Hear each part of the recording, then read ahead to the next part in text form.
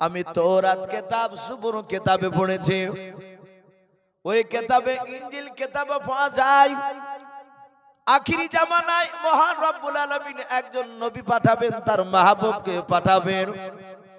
ওনার নাম হযরত মুহাম্মদুর রাসূলুল্লাহ সাল্লাল্লাহু তাআলা আলাইহি ওয়াসাল্লাম। ওই নবীর জন্ম হবে মক্কা নগরে, কুরাইশ বংশের সন্তান হবে। ওনাকে হাশমি বলা হবে, কুরাইশি বলা হবে। এই যুবক শুনে না, যদি আমি ইন্তেকাল করার পর পৃথিবীর কোন ইহুদির আলেমের কাছে তুমি যাবা নাও, যদি কোনো মানুষ বলা বলি করে মক্কা নগরে আব্দুল্লাহর সন্তান মুহাম্মাদুর রাসূলুল্লাহ সাল্লাল্লাহু তাআলা আলাইহি ওয়াসাল্লাম যদি নবুয়তের দাবি করে দেয়, কলমার দাওয়াত দেয়, তাহলে শুনে নাও ওই ব্যক্তির কাছে তুমি চলে যাবা। সালমান বলেছিল, হুজুর আপনি বলে দেন ওই ব্যক্তির কলমাটা কি হবে। ইহুদির আলেমটা তাওরাতে বাপজি পড়েছিল, নবীর কলমা কি হবে। আমরা সকলে বাপজি জানি, একবার মহব্বতে পড়ুন কলমা লা ইলাহা ইল্লাল্লাহ। বাপজি লজ্জা করবেন, একটু মহব্বতে সবাই পড়ি লা ইলাহা ইল্লাল্লাহ, লা ইলাহা ইল্লাল্লাহ। এ তৌহিদ का डंका आलम में, तौहीद का डंका आलम में बजा दी व कमले अला आकान हक ला इलाहा इल्लल्लाह, ला इलाहा इल्लल्लाह মুহাম্মাদুর রাসূলুল্লাহ সাল্লাল্লাহু তাআলা আলাইহি ওয়াসাল্লাম। ইহুদির আলেমটা বাপটি যখন কলমা পড়লাম, সালমান ফারসি বলেন, হুজুর এই কলমাটা পড়ার পর আমার শরীরের পশমগুলো খাড়া হয়ে গেল। ও বাপজি ভাইরাও, কলমা এমন একটা মধুর জিনিস রে বাবা, ইমানদাররা কলমা পড়লে ভিতরে শান্তি পায়, পাওয়া যায় না? অনেক মানুষকে দেখেছি, অনেকে আমার সামনে পার্সোনাল গল্প করতে করতে বলে, ইসু ভাই নামাজ পাঁচ ওয়াক্ত পড়ি না, এটা আমাদের অন্যায়। কিন্তু মন যখন খারাপ করে, মাঝে মাঝে স্বামী স্ত্রী তো ঝামেলা হয়, কোথাও গিয়ে ভালো লাগে না, তখন মাঠের দিকে চলে যায়, নিরিবিলি জায়গায়। যার পর কোরআন হাদিস তো জানি না, ওই যুবকটা বলছে ওই আল্লাহ আর ওই আস্তে আস্তে কলমার জিকির করে, তখন ভিতরে শান্তি চলে আসে, বলুন সুবহানাল্লাহ। আর এই কলমা আবার বেঈমানদের সামনে পড়লে তাদের পিলে চমকে যায়।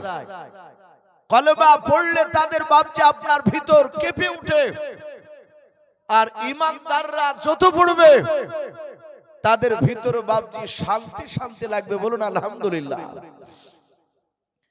সালমান ফারসি বলছেন, ভাই আপনি এমন জিনিস শিখালে, হুজুর আমার পশমগুলো খাড়া হয়ে গেল। ইহুদের আলেমটা বলেছিল, সালমান ওই ব্যক্তি যদি কলমার দাওয়াত যদি দিতে শুরু করে দেয়, ওই ব্যক্তির কাছে গিয়ে তোমার বাকি জীবনটা ওর পদতলে খিদমত করে কুরবান করে দেবা। সালমান বলেছিল, হুজুর আমি কেমন করে, উনি আখিরি জামানার পয়গম্বর, এটা আমি তাকে চিনবো কেমন করে বলেন। ইহুদের আলেমটা জেনেছিল, তাওরাত কিতাবে বাপজি পড়েছিল, আখিরি জামানার যিনি নবী হবেন, আখিরি জামানার যিনি রাহমাতুল লিল আলামিন পয়গম্বর হবেন, জনাবে মুহাম্মদ রাসূলুল্লাহ সাল্লাল্লাহু তাআলা আলাইহি ওয়াসাল্লাম। উনি দুনিয়ার বুকে যাকাতের টাকা বাপজি খাবেন না, ফিতরার টাকা খাবেন না, সদকার টাকা তিনি তো খাবেন না। আল্লাহ রাসূলের ব্যাপারে পাওয়া যায়, আল্লাহর নবীকে অনেক মানুষ এসে বলেছে, হুজুর এটা যাকাতের টাকা, আপনি নেন, আপনি খেতে পারেন। আল্লাহর নবী বলেন, না, কোন নবী রাসূলের জন্য যাকাতের টাকা খাওয়া যাবে না। সদকার টাকা খাওয়া যাবে না, ফিতরার টাকা খাওয়া যাবে না। আল্লাহ রাসূল সাল্লাল্লাহু তাআলা আলাইহি ওয়াসাল্লাম তিনি বলেন ওষুধও খাওয়া যাবে না। নবীদের জন্য আল্লাহ রাসূল বললেন শুধু হাদিয়া যদি দাও, হাদিয়া যদি স্বেচ্ছায় যদি তুমি আমাকে দাও, ওটা কোনো তোমার ফসলের ওসর নাও, যাকাত নাও। ওটা যদি বলে এটা আমার হাদিয়া, আমার বাগান থেকে আমি এই ফসলগুলো, এই ফলগুলো, খেজুরগুলো আমি ওজন করে যাকাত বের করে দিয়েছি, ওসর বের করে দিয়েছি। ও হুজুর, এটা আপনার ভাগ থেকে আপনাকে আমি স্বেচ্ছায় দান করলাম, আপনি খান, আপনার সাথী ভাইদেরকে আপনি দিতে পারেন। আল্লাহর নবী বললেন হাদিয়া বলে আমি গ্রহণ করে নেব, খাবো। ইহুদের আলেম বলল সালমান, ওই ব্যক্তির নাম যদি শুনতে পাও তাহলে তুমি দুটো জায়গায় খেজুর নিয়ে যাবা, একটা ব্যাগে খেজুর নিবা যাকাতের, আর একটা খেজুর নিবা তুমি হাদিয়াও। প্রথমে নবীর কাছে গিয়ে বলবা এই খেজুরটা আপনাকে দিলাম, দেখবা কি জামানার যিনি নবী হবেন উনি জিজ্ঞাসা করবেন এটা কিসে থেকে নিয়ে এসেছো, তখন তুমি সত্য কথা বলবা এটা যাকাতের মাল। দেখবা উনি সত্যিকারের নবী হলে, আখিরি জামানার পয়গম্বর হলে তোমার যাকাতের টাকা নেবে না, ফেরত দিয়ে দেবে, বলে আমি হকদার নই। আবার তুমি ব্যাগের খেজুরটা বলবা এটা হাদিয়া, দ্বিতীয় ব্যাগটা হাদিয়া বলে দেবা, দেখবা আখিরি জামানার নবী হলে হাত পাতিয়ে ধরে নেবে, বলুন সুবহানাল্লাহ। হাদিয়া দেওয়া এবং নেওয়া এই দুটি সুন্নাত। বর্তমান বাবজি আমাদের হাদিয়া দেওয়া এখন বন্ধ হয়ে যাচ্ছে। একটা গরিব মানুষ একটা বড় লোক মানুষকে সে হাদিয়া দিতে পারে। একটা ছেলে এলাকার নামি দামি লোক, সে যাচ্ছে চৌরাস্তার মোড়ে, আপনাদের যেমন হাসানপুরে মোড়ে এখানে দাঁড়িয়ে আছে, একটা বাচ্চা ছেলে সে গরিব, পকেট থেকে 10টা টাকা বের করে বলল হুজুর কি চাচা, হাজী সাহেব যদি হয়, যদি বলে হাজী সাহেব চাচা আপনি এই টাকাটা নেন। ক টাকা? 10 টাকা। বলে এই টাকাটা নেন, আপনাকে আমি হাদিয়া দিচ্ছি টাকাটা। যখনই বাপটি হাদিয়া দেয়া বলা হবে, তার যদি কোরআন হাদিসের দিকে জ্ঞান থাকে সে গ্রহণ করে নেবে। আর যদি অহংকার তাকাব্বুর, সে হাদিয়ার ব্যাপারে যদি না জানে, সে বলবে এই আমাকে ভিক্ষুক মনে করেছো নাকি, তাই তুমি 10 টাকা আমাকে দিতে আসছো। এটা ভিক্ষা নয়, সে হাদিয়া দিচ্ছে যে চাচা এই 10টা টাকা আমার বড় মনের তামান্না আশা, আপনি আমার এই 10টা টাকা নিয়ে এক কাপ চা খাবেন। হাদিয়া করছে আপনাকে, এটা গ্রহণ করা সুন্নাত। আপনি গ্রহণ করে ওখান থেকে চলে গিয়ে আপনি আবার অন্য কাউকে দান করে দিতে পারেন, কিন্তু ওই সময় আপনাকে নিতে হবে, না নিলে গুনাহ হবে। সম্মানিত ভাইরা আমার, বাবা জীবনেরাও, ইহুদির আলেম মৃত্যুর শয্যা ছটফট করছে, ডাক দিয়ে বলল বাবা সালমান, উনি যদি রাসূল হয় তাহলে তোমার হাদিয়াটা গ্রহণ করবে, আর যদি রাসূল না হয় নিবে না। সে যদি নিয়ে নেয় তাহলে তোমার বাকি জীবনটা তার দরবারে খিদমত করে কাটিয়ে দেব। এই সালমান রাসূলুল্লাহর নাম শুনে বাপজি এসেছিল, 3টা ধর্মকে বাপজি সে রিসার্চ গবেষণা করে ইসলাম গ্রহণ করেছিল, বলুন সুবহানাল্লাহ। এই সেই সালমান মসজিদে নববীতে আল্লাহ রাসূল বাপজি আপনার বসে আছে, মসজিদে নববীর ভিতরে মিম্বারের উপরে। আপনারা সকলেই জানেন প্রতিটা জুম্মার মসজিদে বাপজি 3টা ধাপে বিশিষ্ট একটা বসার জায়গা থাকে না, আগে কাঠের ছিল, এখন অনেক মসজিদে বাপজি টালির হয়ে গিয়েছে, মার্বেল দিয়ে তৈরি করছে। আবার কিছু কিছু মসজিদে কাঠেরও বাপজি 3টা ধাপই রয়েছে। ওটাকে চলতি ভাষা আমরা সকলেই জানি, ওটাকে মিম্বার বলে, বলে না? ওই মিম্বারে ইমাম সাহেব খুতবার জুম্মার খুতবা পড়ে। আমার বিশ্ব নবীজি মসজিদে নববীর ভিতরে মিম্বার বাপজি হাদিসে পাওয়া যায় সর্বপ্রথম বাপজি ওই তিনটে ধাপি, এটা ছিল না। আমাদের এলাকায় দেখেন একটা প্রথা চালু আছে, অনেক মুসল্লি নামাজ পড়ে ইমাম সাহেবের পেছনে। ইমাম সাহেব মিম্বারে দাঁড়ায়, খুতবা পড়ে। প্রথমে তো বাপজি বসে, তারপরে আজান দেয় মুয়াজ্জিন, তারপরে বাপজি আজান হয়ে গেলে দাঁড়িয়ে খুতবা পড়ে। প্রথম খুতবা পড়ার পর আবার একটু বসে যায়,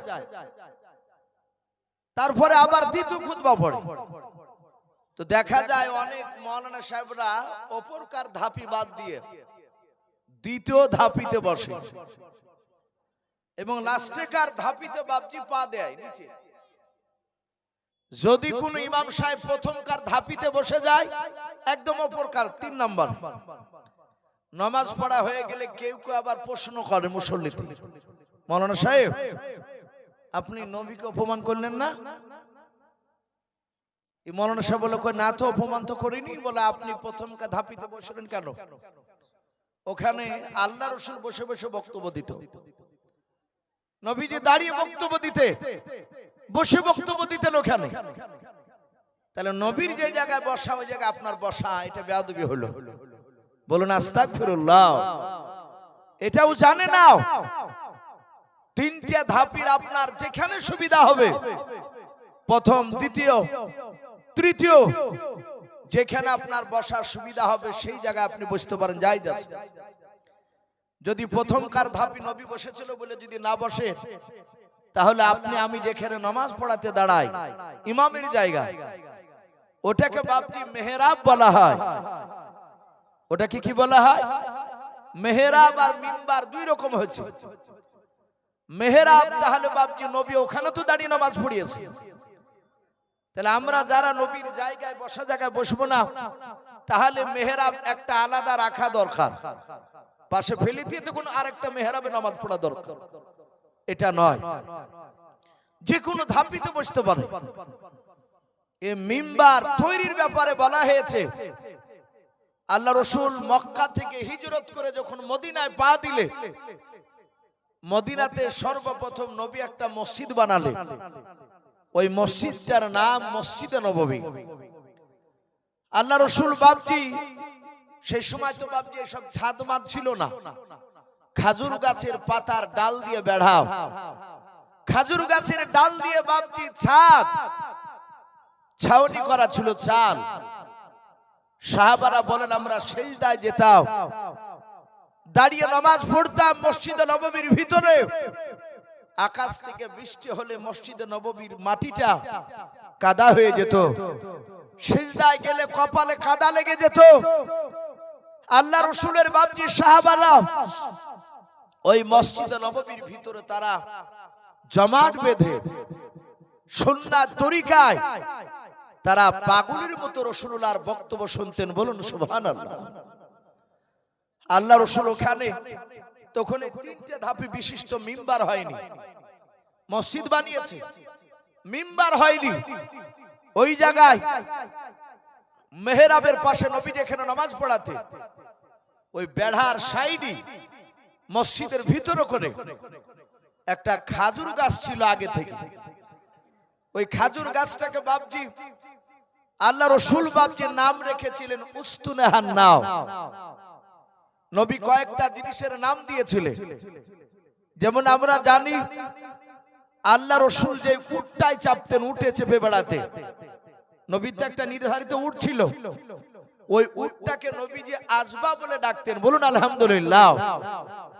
আর উটটাও ছিল বড় ভাগ্যবান, সে আল্লাহকে ডেকে বলতো, আল্লাহ তোমার বিশ্ব নবী আমার আমার পিঠের উপর চেপে চলাফেরা করে আমি নিয়ে যাই, এটা আমার বিরাট বড় সৌভাগ্যবান। বলুন আলহামদুলিল্লাহ। সম্মানিত ভাইরা আমার, বাবা জীবনেরাও, এ তো আবু লাও, রাসূলের সাহাবারা তো চিনতেন নবীকে আমার। আপনারা সকলেই জানেন আমার বিশ্ব রাসূল আসার বহুদিন আগে একটা নাজ্জাশী দেশের বাদশা ছিল। ওই নাজ্জাশী দেশের বাদশা তাওরাত, জুবুর, ইনজিলে পড়েছিল আখির জামানার একজন রাসূল আসবে। সেই নবী গ্রামের অত্যাচারে থাকতে না পেরে আল্লাহর হুকুমে সে মক্কা ছেড়ে মদিনায় চলে যাবে, মদিনায় চলে যাবে।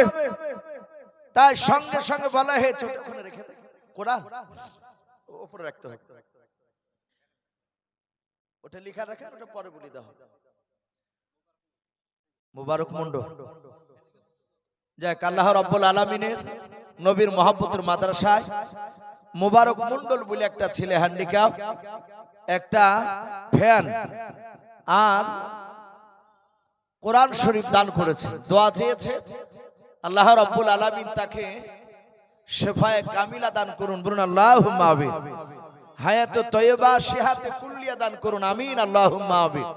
আল্লাহ তার রুজি রাজগারে বরকত দিন, তার আত্মীয় স্বজন কবর আযাবকে মাফ করুন, বলুন আল্লাহুম্মা আমিন। তো ভাই আমি বলছিলাম এই নাজ্জাশী দেশের বাদশা শুনেছে ইহুদির আলেমের কাছে যে নবী মক্কা থেকে মদিনায় যাবে। নাজ্জাশী দেশের বাদশা আল্লাহর নবীজি বাপ যে দুনিয়াতে আসার প্রায় 200, কেউ বলেছেন বাপ যে আপনার 220 বছর বাপ নিয়ে পূর্বে বাদশা মদিনায় এসে বাপ যে একটা জায়গা কিনা আল্লাহর নবীজির নামে ওয়াকফ করেছিলেন, বলুন আলহামদুলিল্লাহ। নবীর নামে বাপজি জায়গাটা কিনেছিলেন, ওই জায়গাটা কেনার পর ওখানে নাজ্জাশী দেশের বাদশা বাপ যে ঘর বানিয়েছিল। আল্লাহর নবীজি মক্কা থেকে মদিনা যেদিন চলে আসবেন, আল্লাহর রাসূল যেন কোনো মানুষের বাড়িতে যেন না যায়। আল্লাহর নবীর নামে যে জায়গাটা দান করেছি, ঘর বানিয়ে দিয়েছে, এই ঘরে থাকবে। ও বাপজি ভাইরা, আল্লাহর নবী যেদিন মক্কা ছেড়ে মদিনায় চলে যায়, 1 নাই 2 নাই 13 দিন ধরে বাপজি সময় লেগেছিল মদিনাতে পৌঁছাতে, বলুন সুবহানাল্লাহ। আল্লাহ রাসূলের বাপজি খুশির খবর তারা মদিনাবাসীরা শুনতে পেয়েছে।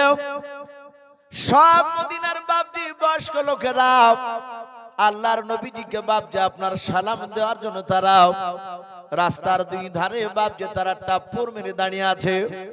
আল্লাহর নবীজি রাস্তা দিয়ে আসবে, নবীর চেহারাখানা দেখবো, নবীকে সালাম দেব।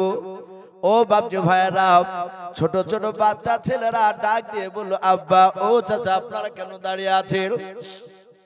মদিনার লোকেরা সবাই নবীজির এত পাগল ছিল, আল্লাহ রাসূলের ব্যাপারে ডাক দিয়ে বলল বাবা, তোমরা জানো না সারা পৃথিবীর শ্রেষ্ঠ নবী জনাবে মুহাম্মদ রাসূলুল্লাহ সাল্লাল্লাহু তাআলা আলাইহি ওয়াসাল্লাম মক্কা থেকে মদিনাতে আসতেছে। ওই নবীকে আল্লাহ রাব্বুল আলামিন সারা পৃথিবীর চেয়ে দামি নবী বানিয়েছে। বাচ্চা ছেলেরা বলল আব্বা, আমরা দেখতে চাই, আমরাও নবীজিকে সালাম দেব। কিতাবে পাওয়া যায় সিরাতে হালবিয়া বলে বাপজি একটি কিতাব ওলামে দেওবন্দের লেখাও, তাতে এসেছে বাবা বাচ্চা ছেলেরা মদিনার রাস্তার ধারে বাবা খাজুর গাছ ছিল, ওই খাজুর গাছে বাপজি তারা উপরে উঠেছে। খাজুর গাছের বাপজি ডাল ধরে আল্লাহর নবীজিকে দূর থেকে বাপজি আগে দেখার জন্য তারা মদিনার সব বাচ্চা ছেলেরা তারা আল্লাহ রাসূলের কে বাপজি দেখার জন্য দাঁড়িয়ে আছে খাজুর গাছে উঠে। আল্লাহ রাসূল যখন মদিনাতে বাপজি পৌঁছালেন, আল্লাহ রাসূলের বাপজি আপনার ওটের উপর নবীজি চেপে আছেন। হাজার হাজার বাপজি মদিনাবাসীরাও সবাই আল্লাহর নবীজিকে সালাম দিলেন। আল্লাহর নবীজির কাছে বাপজি বয়স্ক লোকেরাও দেশের মোড়লেরা ডাক দিয়ে বলেছিল, ওগো আল্লাহর রাসূল, আমার একটা নয় 2টা না, আমার 10খানা ঘর রয়েছে 10 জায়গায়। ওগো আল্লাহর নবীজি, আপনি চলুন, আমার 10টা ঘর আপনি দেখার পর যেটা মন চাইবে ওটাই আপনি থাকবেন, আপনাকে দান করে দেব। ও নবীজি, আপনাকে ঘরটা ছেড়ে দিব, চিন্তা করবেন না। আপনি আপনার বন্ধু আবু বকর সিদ্দিক রাদিয়াল্লাহু তাআলা আনহুকে নিয়ে থাকবেন, এতে কোনো আপত্তি বাধা থাকবে না। ওগো নবী, আপনাকে একেবারে দিয়ে দিলাম। অন্য মুড়ুল ডাক দিয়ে বলেন, ভাই তোমার চেয়ে আমার দামি ঘর রয়েছে, আমার ঘরটা দেব। এভাবে বাপজি মদিনার সব লোকেরা ঘর নবীজিকে দেওয়ার জন্য বাপজি ঝামেলা শুরু করে দিয়েছে। ও আল্লাহর নবীজিকে ডাকে, ও আল্লাহর নবীজিকে ডাকে। আল্লাহ রাসূল দেখলেন এত মহব্বত করেছে মদিনার মানুষেরাও। বাচ্চা ছেলেরা বাবা সালাম দিয়ে খাজুর গাছ থেকে বাপজি নিচে নেমে পড়লাম। আল্লাহর নবীজির চারিদিকে বাবা বাচ্চা ছেলেরা বাপজি ঘুরতে চার নবীজির সাথে হেঁটে হেঁটে যাচ্ছে। আল্লাহর দরুদ নবী আমার মদিনার মানুষের দিকে বাপজি তাকাচ্ছেন, বাচ্চা ছেলেদের দিকে বাপজি তাকাচ্ছেন। কিতাবে পাওয়া যায় একটা বাচ্চা ছেলের নবী আমার হাত ওখানে ধরলেন। তার কিতাবে বাপজি পাওয়া যায় বয়স প্রায় 4.5 বছর বাপজি বয়স ছিল। 4.5 বছরের বাচ্চা ছেলেটার নবীজি হাত ওখানে ধরে বাবা নবী তাকে কোলে তুলে নিলেন। বিশ্ব নবীর পবিত্র জবান দিয়া আল্লাহর নবীজি ওই বাচ্চা ছেলেটার বাপজি কপালে চুমা দিয়ে দিলেন। আল্লাহ রাসূলের বাপজি আপনার যখন কপালে বরকতি মহা চুমা লেগেছে, বাচ্চা ছেলেটা বাপজি বড় ভাগ্যবান। আল্লাহ রাসূল বাপজি কান্না করতেছে, বাচ্চা ছেলেটার দিকে দেখে কান্না করতেছে। হযরতে আবু বকর সিদ্দিক রাদিয়াল্লাহু তাআলা আনহু তিনি বলেন আমি নবীর সঙ্গে মক্কা থেকে যখন মদিনা যখন নবীর সাথে সাথে যাচ্ছিলাম, দিনের বেলা লুকাতাম যেন কাফেররা যেন দেখতে না পায়। আবার যখন কাফেররা আড়াল হয়ে যেত তখন আবার দৌড়াতে লাগতাম, আবার রাত্রিবেলায় দৌড়াতাম। আল্লাহ রাসূলের বন্ধু আবু বকর বলেন আমি বিশ্ব নবীর চেহারার দিকে চেয়ে চেয়ে দেখতাম। দরুদ নবী আমার একবার সামনের দিকে পা ফেলেন বাবা, আল্লাহর নবীজি পেছন দিকে ঘুরে মক্কার দিকে তাকায় আর কাঁদেন। আবু বকর বলেন নবী গো, মক্কা থেকে আমার বাড়ি থেকে বেরানোর পর ও নবীজি আপনাকে মদিনা রাস্তা পর্যন্ত লক্ষ্য করে দেখলাম, আপনি বারবার পেছন দিকে ঘুরে ঘুরে কেন তাকাচ্ছেন আর কান্না করেছেন বলুন। আল্লাহর নবী বলেন ওরে আবু বকর শুনে না আমি পেছন দিকে কেন ঘুরে তাকাই তুমি জানো না? বলে নাও ওরে আবু বকর আমার মাতৃভূমি আমি মক্কায় জন্ম নিয়েছি রে আবু বকর, বড্ড ভালোবাসি আমার দেশকে আমার জন্মস্থানকে। আমার আবু বকর মক্কার মানুষেরা ওরা আমাকে চিনতে পারলো না, আমি যে রাহমাতুল লিল আলামিন পয়গম্বর তারা চিনতে পারলো না, ওরা আমাকে তাড়িয়ে দিল। আল্লাহ আমাকে হুকুম করেছেন আর মক্কাতে তোমাকে কষ্ট হতে হবে না, তোমাকে আর মার খেতে দেব না, তুমি চলে যাও মদিনায়। আল্লাহ রাসূল বাপকে মদিনার মাটিতে পা দেওয়ার পর নবী কান্না করতে করতে বাবা একটা বাচ্চা ছেলেকে তুলে নিয়ে গালে মুখে চুমা দিয়ে আল্লাহর নবীজির বাপজি চোখের পানিটা বাচ্চা ছেলেটাও বাবা নবীজির পাগড়ি দিয়ে চোখের পানি মুছাচ্ছেন, বলুন সুবহানাল্লাহ। সমস্ত ছেলেরা অন্য অন্য মদিনাবাসীরা তারাও তাকিয়ে আছে, নবীজি কোলে নিয়েছে। আল্লাহর নবী বলেন বাবা আমি মক্কা থেকে মদিনায় এসেছি আজকে, ও বাবা আমাকে কি তুমি মদিনায় থাকতে দেবে না? বললাম অনেকগুলো বাচ্চা দাঁড়িয়ে ছিল, যেই বাচ্চাটাকে নবী সম্বোধন করা নবী খলে করে তুলে বাপজি কথা বলছিলেন, ওই বাচ্চাটা কান্না করতে করতে বলেছিল নবী গো আপনাকে কেন মক্কা থেকে মদিনায় কেন থাকতে দেব না? ওগো আল্লাহর নবীজি বলেন আপনি কেন বললেন? আল্লাহর নবী কাঁদেন আর বলেন বাবা মদিনার নয় মক্কার মানুষেরা আমাকে প্রথমে ভালোবেসেছিল, ওরা আমাকে থাকতে দিল না, তাড়িয়ে দিলাম। ও বাবা তোমরা কি মদিনার 2-10 বছর থাকার পর মক্কার মতো কে আমাকে তাড়িয়ে দেবা না? মক্কার মানুষেরা যেমন তাড়িয়ে দিয়েছে ওইভাবে কি তোমরা তাড়িয়ে দিবা? বাচ্চা ছেলেটা নবীর চোখের পানি মুছে দিয়ে বলেছিল হুজুর কাঁদবেন না, ওগো নবীজি মৃত্যুর পর আপনার লাশ মদিনা থেকে বাইরে কোথাও যেতে দেব না, বলুন সুবহানাল্লাহ। ও বাপজি ভাইরাও সে মদিনায় পৌঁছানোর পর সব মদিনাবাসীরা আপন আপন বাপজি নবীজিকে বাড়ি ছেড়ে দিতে চাইছে। আল্লাহ রাসূল ডাক দিয়ে বলেন ওগো আমার বন্ধুরাও, ওগো মদিনার সাহাবা সাহাবিয়ারাও, আমি কারো বাড়িতে আমি যাব না, আমি কারো বাড়িতে আগে যাব না। বলো হুজুর তাহলে আপনি কোথায় আশ্রয় নেবেন, আপনি কোথায় থাকবেন বলেন? আল্লাহর নবী বলেন বাবা ও মদিনার সাহাবারা শুনে নাও, আমি মুহাম্মদ রাসূলুল্লাহ সাল্লাল্লাহু তাআলা আলাইহি ওয়াসাল্লাম আমি আগে আগে হাঁটবো, আমার পেছনে আবু বকর হাঁটবে বলে হাও। ডাক দিয়ে বলেছিল, বন্ধুরাও আমার আগে এই আজবা নামক উটটা হাঁটবে, আমার আগে আগে উটটা যাবে। এই সাহাবারা শুনে নাও, এই মদিনার বাড়িগুলো অনেক রয়েছে, আমার এই পালিত এই যে উটটা, আমি যে উটের উপর চাপে, তোমরা কেউ ডাকবে না। উটটা মদিনার রাস্তা অলিগুলি ঘুরতে ঘুরতে ঘুরতে ঘুরতে যার বাড়ির দরজা গিয়ে থাকবে, ওই বাড়িতে তোমার রসুল থাকবে। বলুন সুবহানাল্লাহ। সব মদিনার বাসীরা চুপচাপ, কিছু বলে নাই। আল্লাহর নবী জনাবে মুহাম্মদ রাসূলুল্লাহ সাল্লাল্লাহু তাআলা আলাইহি ওয়াসাল্লাম তিনি উটের পেছন পেছন হেঁটে যায়।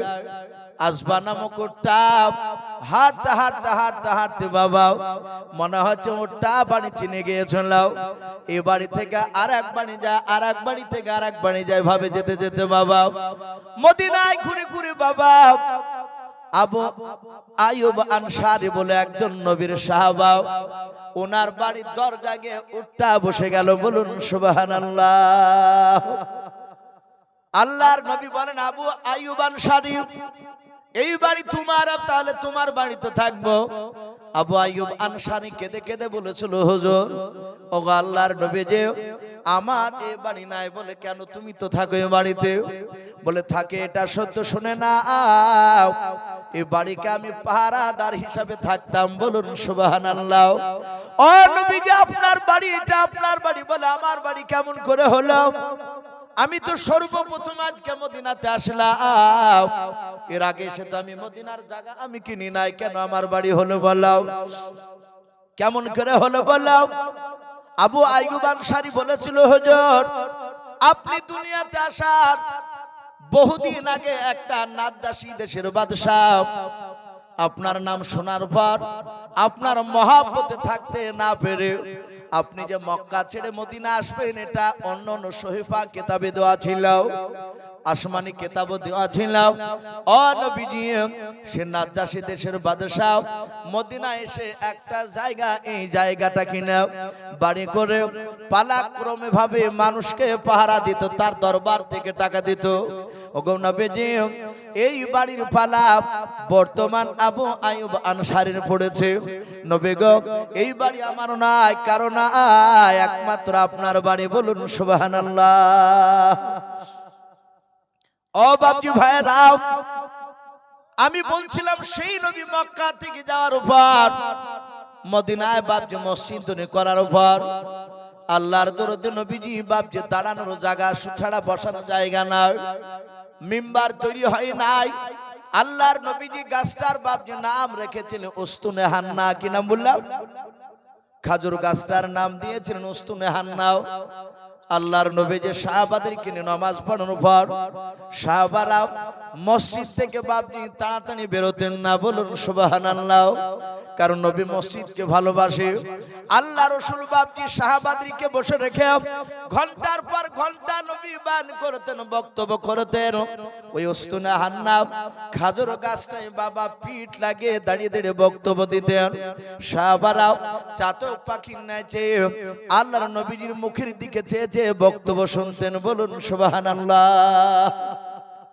মিম্বার তৈরি হয়নি, সাহাবারা কেউ জানে না আল্লাহ রাসূল মিম্বার নয়, খাজুর গাছটা এইভাবে পিঠ লাগিয়ে দিয়ে দাঁড়িয়ে দাঁড়িয়ে নবী সাহাবাদের সামনে বক্তব্য রাখার সাহাবারা ফেলফাল করে নবীর চেহারার দিকে চেয়ে তারা ঘন্টার পর ঘন্টা বাপজি বক্তব্য শুনছিলেন।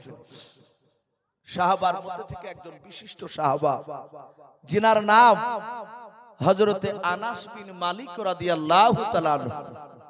এই সাহাবার আশা করি নাম শুনেছেন। উনি দামি সাহাবা। উনি মজলিসের মসজিদে নববীর মাঝখানে বসেছিলেন। আমরা অনেক মানুষ বাপজি যে সামনে থাকে একসঙ্গে একইভাবে তার চেহারা দেখি না। কেউ পায়ের দিকে তাকায়, কেউ মুখের দিকে তাকায়, কেউ হাতের দিকে তাকায়। সাহাবা সালমান বলেন, আমরা সবাই নবীর চেহারার দিকে চেয়েছিলাম। হঠাৎ করে নবীর পায়ের দিকে আমার নজর পড়ল। নবীজিকে দেখলাম নবী দাঁড়িয়ে বক্তব্য দিতে দিতে নবীর এই ডান পাটা একটু মাটি থেকে একটু উপর উঠে গেল। নবী বাম পায়ে ভর দিয়ে বেশ কিছুক্ষণ ধরে বক্তব্য দিলেন। তারপরে আবার দেখলাম নবী ডান পাটা মাটিতে চাপ দিয়ে ভর দিয়ে বাম পাটা আবার একটু উঁচু করে ধরলেন। সাহাবা আনাস বিন মালিক রাদিয়াল্লাহু তাআলা আনহু নবীর এই কষ্ট উনি বুঝতে পেরেছেন। নবী বসার জায়গা নেই, নবী দাঁড়িয়ে পিঠ লাগে বক্তব্য দেয়। আল্লাহ রাসূলের বক্তব্য শেষ হয়ে গেল। নবী বক্তব্য মজলিস শেষের দোয়া করে দিলেন। সাহাবারা সকলেই বাড়ি চলে গেলেন। রহমতের নবী, দরদি নবী আমার সঙ্গে সঙ্গে বাবা সাহাবা আনাস বিন মালিক তিনি বাড়িতে গিয়ে কান্না করেছেন। রাসূলের কষ্ট সাহাবারা সহ্য করতে পারতেন না। এমনি বাপজি সাহাবারা দামি হয়নি। সাহাবার নাম লিলি রাদিয়াল্লাহু তাআলা আনহু বলে না, আবু বকর সিদ্দিক রাদিয়াল্লাহু তাআলা আনহু, ওমর ফারুক রাদিয়াল্লাহু তাআলা আনহু। আপনি আমি মরে গেলে রাদিয়াল্লাহু তাআলা আনহু বলা যাবে বাপ? বলা যাবে না। সাহাবারা নবীর ব্যবহারে, সাহাবার ব্যবহারে নবী এত খুশি হয়েছিলেন, সাথে সাথে আমার আল্লাহ ও সাহাবাদের উপর রাজি হয়েছিলেন। বলুন সুবহানাল্লাহ। আনাস বিন মালিক রাদিয়াল্লাহু তাআলা আনহু তার স্ত্রীর কাছে গিয়ে কাঁদছেন। ওনার স্ত্রী বলছেন, ওগো প্রাণের স্বামী আপনি কাঁদছেন কেন? আনাস বিন মালিক রাদিয়াল্লাহু তাআলা আনহু বলেন, শুনে নাও, আমি নবীজির দরবারে কয়েক ঘন্টা ধরে বসেছিলাম। আল্লাহ রাসূল দাঁড়িয়ে বক্তব্য দিতে দিতে বিবি নবীজির পা দুখানা যখন একটু ব্যথা শুরু করে দেয়, নবী ডান পাটা মাঝে মাঝে তুলে ধরে আবার বাম পায়ে ভর দেয়, আবার বাম পাটা তুলে ধরে ডান পায়ে ভর দিয়ে নবী বক্তব্য দেয়। ওরে আমার বিবি, আমি সহ্য করতে পারি না। আল্লাহ রাসূলের জন্য আরামদায়ক জিনিস কি তৈরি করে নিয়ে যাওয়া যায়? আনাস বিন মালিক রাদিয়াল্লাহু তাআলা আনহুর বাবা স্ত্রী নাম ছিল হযরত আয়েশা। ওই আয়েশা নয়, আমরা জানি আমার বিশ্বনবীর একটা বিবির নাম ছিল আয়েশা সিদ্দিকা রাদিয়াল্লাহু তাআলা আনহা। নবীর স্ত্রীগণেরা সারা পৃথিবীর মুমিনদের বাপ মা, বলুন আলহামদুলিল্লাহ। এই আয়েশা হযরত আনাস বিন মালিকের বাপজি স্ত্রী নাম ছিল আলাদা আয়েশা। ডাক দিয়ে বলেছিল, স্বামী কাঁদবেন না, একটা মজার জিনিস তৈরি করে নিয়ে যাও। বলে, বিবিরে এমন কি মজার জিনিস বানাবো একটু বলাও। বলে, আপনি জঙ্গলে যান, গাছ আপনি ফেড়ে তক্তা নিয়ে আসুন, চিরাই করে তক্তা নিয়ে আসেন। নিয়ে আসার পর আনাস বিন মালিকের বাবা অর্ধাঙ্গিনী বেবির সাজেশন মোতাবেক 3টা ধাপি বিশিষ্ট বাপজি মিম্বার বানিয়ে ফেললেন। মিম্বার বানানো হলো। আনাস বলে, বিবি কি হবে? বলে, প্রথমকার ধাপিতে নবীজি বসবে, দ্বিতীয় ধাপিতে আরাম হলে দ্বিতীয় ধাপিতেও বসতে পারে, 3 নাম্বার ধাপিতে পা রাখবে নবী আমার, প্রয়োজন হলে মাটিতেও পা রাখবে, অসুবিধা নাই, কিন্তু বসার জায়গা হয়ে যাবে। আল্লাহ রাসূল ঘন্টার পর ঘন্টা দাঁড়িয়ে বক্তব্য না দিতে গিয়েও বসে বক্তব্য দিলেন। নবীজির কষ্ট হবে না, আরাম হবে। এই মিম্বার বানাতে বানাতে বাবা এক জুম্মা থেকে আগামী জুম্মা আরেক জুম্মা চলে আসলো। এই জুম্মার দিন বাবা আনাস বিন মালিক রাদিয়াল্লাহু তাআলা আনহু মিম্বারটা বাবা মাথায় করে নিয়ে দরদে রহমাতুল লিল আলামিন পয়গম্বর তিনি খাজর গাছে বাপজি দাঁড়িয়ে পিঠ লাগিয়ে বক্তব্য দিয়েছিলেন। আনাস বিন মালিক রাদিয়াল্লাহু তাআলা আনহু মিম্বার খানা মাথায় করে নিয়ে বাবা মসজিদে নববীর দরজায় গিয়ে সালাম দিলেন, আসসালামু আলাইকা ইয়া রাসূলুল্লাহ ইয়া হাবিবাল্লাহ। আল্লাহর নবী তাকে দেখলেন আনাস বিন মালিক মাথায় করে কি যেন নিয়ে আসতেছে। সাহাবারা অবাক নয়নে বাপজি চেয়ে আছে, এই সাহাবা কেন নিয়ে যাচ্ছে, জিনিসটা কি? আল্লাহর রাসূল বাপজি পশ্চিম দিকে মুখ করে নাই, পেছন দিকে সাহাবাদের দিকে মুখ করে বাবা আল্লাহর নবী যে দাঁড়িয়ে দাঁড়িয়ে বক্তব্য দিয়েছিলেন, খেজুর গাছে পিঠ লাগিয়াও নবী আমার তাকে দেখলেন। আনাস বিন মালিক মিম্বারটা কাঠের 3টা ধাপে বিশিষ্ট মিম্বার খানা তৈরি করে নিয়ে গিয়াও মাথায় নিয়ে যাওয়ার পর মসজিদে নববীর মেহরাবের বাবা বাম পাশে, নবীর বাম পাশে রেখে দিলেন। আল্লাহ রাসূলের বাপজি নবীর বাম পাশে রাখলেন। দেখবেন বাবা খুতবা প্রতিটা মসজিদে বাবা দেখবেন ইমাম সাহেব পশ্চিম দিকে বাপজি পিঠ করে যদি মুখখানা পূর্ব দিকে যদি সাহাবাদের দিকে নাই মুসল্লির দিকে তাকায়, বাম সাইড হচ্ছে না, নবীজির বাম সাইডে বাপজি রেখে দিলাম। আনাস বিন মালিক বলেন, ইয়া রাসূলুল্লাহ ইয়া হাবিবাল্লাহ, বেয়াদবি হলে maaf করবেন নবী গাও, দয়া করে এই মিম্বারের উপর বসে আপনি বক্তব্য দেন, আর আপনাকে কষ্ট পাওয়া লাগবে না। আল্লাহ রাসূল আনাসের কথা শুনে বাবা আর দাঁড়ালেন না। খেজুর গাছে পিঠ লাগানো ছিল, খেজুর গাছ থেকে বাবা আলাদা হয়ে মিম্বারের বাপ যে আপনার প্রথম কার ধাপিতে একদম ওই উপরকার ধাপিতে বসে গেলেন। নবী আমার তৃতীয় ধাপিতে বাপ যে পা দিলেন। আল্লাহর নবীজি কিছুক্ষণ বসে থাকার পর আনাস বিন মালিক তিনি মাঝখানে বসে আছেন, নবীর চেহারার দিকে চেয়ে আছেন। নবী আমার খুশি হলো না বেজার হলো দেখে। সব সাহাবারা বাপজি চেয়ে আছে। আল্লাহর নবী মিম্বারে বাবা বসার পর পবিত্র হাত ওখানা দিয়ে বাপজি মিম্বার তার হাত বোলালেন। বোলানোর পর নবী আমার আনাস বিন মালিকের দিকে চেয়ে মুচকি মুচকি হাসতেছেন। বলুন সুবহানাল্লাহ। হযরত আবু বকর সিদ্দিক রাদিয়াল্লাহু তাআলা আনহু নবীর ডান পাশে বাপজি বসা ছিল।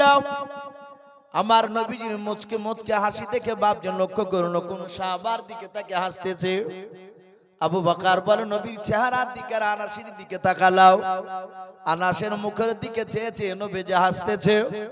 আবু বকর চিৎকার করে বলেন, আনাস তুমি বড় ভাগ্যবান। বলুন সুবহানাল্লাহ।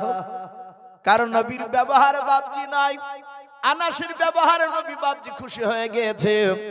আমার আল্লাহ কোরআনে বলেছেন, কুল ইন কুনতুম তুহিব্বুনাল্লাহ ফাত্তাবিউনি ইউহিব্বুকুমুল্লাহ ওয়া ইয়াগফির লাকুম যুনুবাকুম আল্লাহু গফুরুর রহিম।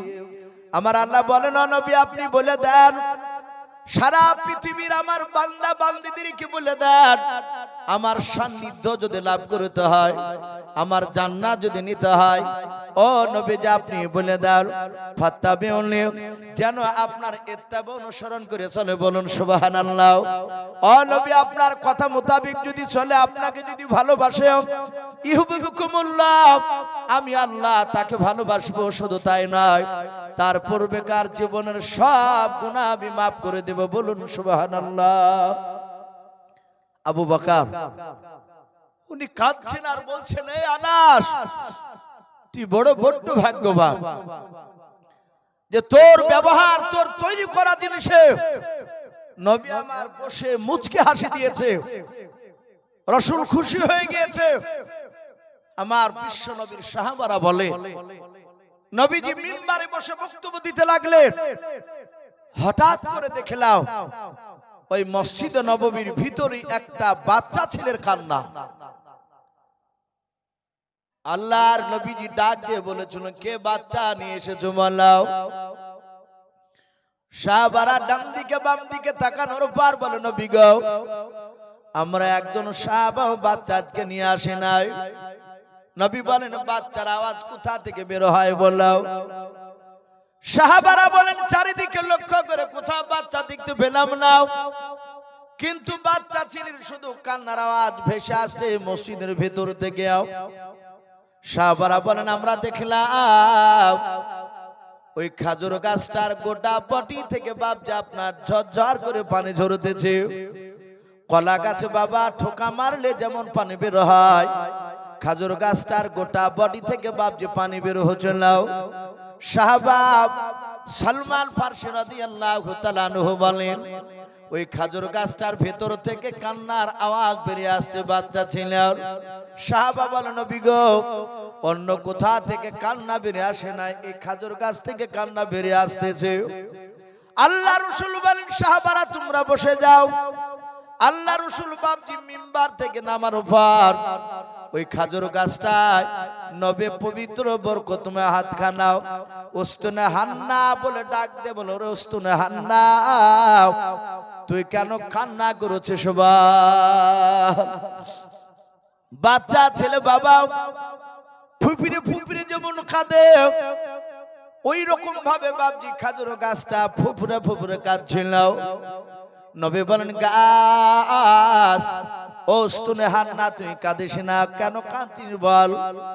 গাছ জবান খুলে বলেছিল, নবী গাও, আপনার পবিত্র রহমতের বডি থেকে আমাকে বঞ্চিত করে দিয়েছেন, আলাদা করে দিয়েছেন। আল্লাহ রাসূল সাল্লাল্লাহু তাআলা আলাইহি ওয়াসাল্লাম ডাক দিয়ে বলেন, না, আমি কেমন করে বঞ্চিত করলাম গাছ, তুমি বল। বলে, নবী গো, এই মিম্বারটা তৈরি করার আগা দিন পর্যন্ত নয়, আগা মুহূর্ত পর্যন্ত আপনি আমার বডিতে, আপনার পবিত্র বডি খানা, আপনি পিঠ মোবারক খানা টেকে দিয়ে বক্তব্য দিতেন। মিম্বারে বসার পর আপনার রহমত থেকে বঞ্চিত হয়ে গেলাম। অগনবী, কারণে আমি কান্না করতেছি, আমি হতবাকা হয়ে গেলাম। আল্লাহর নবী বলেন, গাছ কাঁদবি না, আমি পয়গম্বর রাসূল কথা দিলাম, আল্লাহ আমাকে ইন্তেকাল করার পর যদি জান্নাত দিয়ে দাও, ওরে গাছ কান্না করিস না, আল্লাহ আমাকে যে জান্নাতে থাকতে দিবে, ওই জান্নাতে উস্তুনা হান্না, এই গাছ আমি তোকে নিয়ে যাব, ওই জায়গায় থাকবে। বলুন সুবহানাল্লাহ। এই গাছে তুই আমার জান্নাতি থাকবি। নবী বলেছেন, মানুষ আর জিন এরা তো জান্নাতে যাবি, এই মানুষ জিন বাদ দিয়েও জীবজন্তু পশু পাখির মধ্যে থেকে আরো 14টা জিনিস রাসূলের সাথে জান্নাতে থাকবে। বলুন আলহামদুলিল্লাহ। এটা হায়াতুল হাইওয়ান বলে একটি কিতাব, আল্লামা কামালউদ্দিন দিমিয়ারি কিংবা দামিরি দুটো বলা যাবে।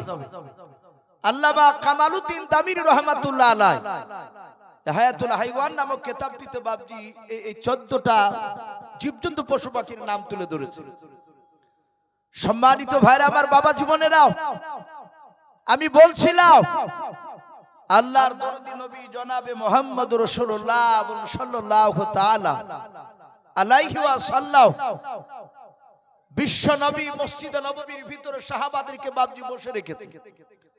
সব সাহাবারা বাপজি বসাও, রহমতের নবী মিম্বারে বসে সাহাবাদের চেহারার দিকে চেয়ে আছে। নবীজি বাপজি কাঁদছেন সাহাবাদের দিকে চেয়ে। সাহাবা আবু বকর সিদ্দিক রাদিয়াল্লাহু তাআলা আনহু ডাক দিয়ে বলেন, ওগো আল্লাহর রাসূল, ফেদা কাবি ওয়া উম্মি, নবী আপনার পদতলে আমাদের পিতামাতা বিসর্জন হোক, কুরবান হোক। নবী আপনার চোখের পানি পড়া আমি সহ্য করতে পারি না। হযরত উমর পাশ থেকে দাঁড়িয়ে বলছিল, ওগো আল্লাহর রাসূল, আপনার পদতলে আমার পিতামাতা কুরবান হয়ে যাক। হে নবী, আপনি কাঁদবেন না, আপনার চোখের পানি পড়া আমি সহ্য করতে পারি না। নবী আপনি কেন কাঁদছেন তাই বলো। রাসূল বললেন, ওগো সাহাবা, আমি দেখতে পাচ্ছি এখানে অনেকগুলো সাহাবা আছো আমার, তোমরা আজকে আমার জন্য জীবন দিতে তৈরি হয়ে আছো, জীবন কুরবান দিতে দ্বিধাবোধ তোমাদের আজকে হবে না, তোমরা রেডি আছো। কিন্তু আমার বহুদিন পূর্বেকার কথা মনে পড়ে যাচ্ছে, আমি তোমাদের চেহারার দিকে চেয়ে আমি সেই সময়কার কথা মনে পড়ে যাচ্ছে, যেই সময় তোমরা আমাকে চিনতে পেরেছিলে না। কলেমার দাওয়াত দিতে গিয়ে তোমরা আমাকে অনেক মেরেছিলে, অনেক আঘাত পর্যন্ত করেছিলে। কিনা আমজাদ শেখ, ওনার আব্বার নামে 500 টাকা দিয়েছে, আল্লাহ তার দানকে কবুল করুন, আল্লাহুম্মা আমিন। বাপজি যারা দিবেন তারা আসুন পাশে লিখে রাখো, যেহেতু আমাকে বাপজি আদায় করতে বলেনি, আমার পরে আরেকজন বক্তা আছেন আদায় করেন, তিনি এসে মূল্যবান কথা রাখবেন। যারা দিবেন অনেক মানুষ হয়তো প্রয়োজন হয়তো বাড়ি চলে যেতে পারে, তাহলে এখন যদি না দেন তাহলে বাপজি আদায় কারির সময় আর থাকতে পারছেন না, তাহলে মাদ্রাসার টাকাটা আপনি আর পৌঁছাতে পারছেন না। এই জন্য বাপজি যাদের ইচ্ছা আছে যে আগে দিব আমরা, পাশ দিয়ে আসুন, ওখানে খাতাতে লেখা রাখবেন, শেষের বেলা নামগুলো ঘোষণা করবেন ইনশাআল্লাহ। আমি বলছিলাম আল্লাহ রসুলের সাহাবারা বলে, নবী গো আপনাকে তো আর মারে নাই, নবীজি আপনি কাঁদবেন না, আপনি বলুন আপনার এমন কি, ওদিক দিয়ে এমন কি আপনার কথা মনে পড়ে গিয়েছে। নবী ওমরের দিকে তাকালে বলে, সাহাবা এই ওমর যিনি আমার উপর ঈমান এনেছিল না, এই ওমর ঈমান আনার আগে আমার কলেমা পড়া সাহাবী আপনারা শুনেছেন ইসলামের ইতিহাসে সর্বপ্রথম জিনাকে হত্যা করা হয়েছিল ঈমান আনার কারণে, কলেমা পড়ার কারণে। তিনি একজন নারী ছিলেন, ওনার নাম কিতাবে লিখেছে সুমাইয়া রাদিয়াল্লাহু তাআলা আনহা।